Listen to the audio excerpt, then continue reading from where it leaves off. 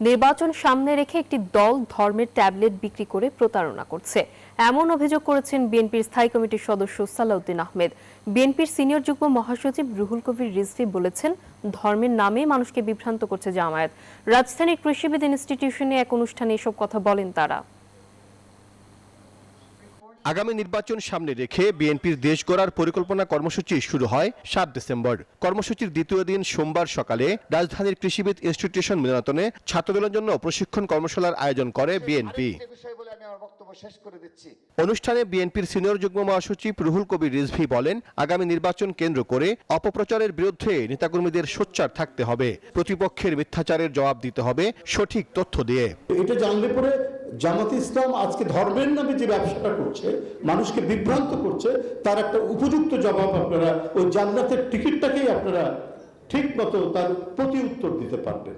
সব মশার বিরুদ্ধে সুরক্ষা দিতে এলো বসুন্ধরা এক্সট্রিম অ্যারোসল, মশার বিরুদ্ধে এক্সট্রিম সুরক্ষা। বিএনপির স্থায়ী কমিটির সদস্য সালাউদ্দিন আহমেদ বলেন, আগামী নির্বাচন সামনে রেখে জনগণকে বিভ্রান্ত করতে ধর্মকে ব্যবহার করছে একটি দল। যারা বিনা কষ্টে জান্নাতে যেতে চাচ্ছেন, সেটার বাস স্টেশন কোথায় একটু আগে জেনে নেবেন। যেই দলের কোনো নীতি আদর্শ নেই, কোনো পরিকল্পনা নাই,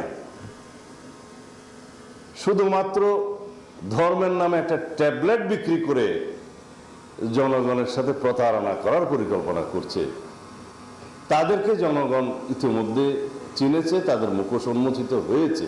এদিকে রাজধানীর সিদ্ধেশ্বরীতে এক অনুষ্ঠানে বিএনপির স্থায়ী কমিটির সদস্য মির্জা আব্বাস বলেন, খালেদা জিয়া কেবল বিএনপির নেত্রী নন, তিনি এখন জাতির অভিভাবক। আজকে ওনার অবস্থান উচ্চতা এমন জায়গায় পৌঁছেছে, উনি আর ওই সমস্ত অবস্থানে নাই, উনি এখন বাংলাদেশের অভিভাবক হিসেবে আবির্ভূত হয়েছেন। বেগম জিয়ার সুস্থতা কামনায় সবাইকে দোয়া করার অনুরোধ করেন মির্জা আব্বাস।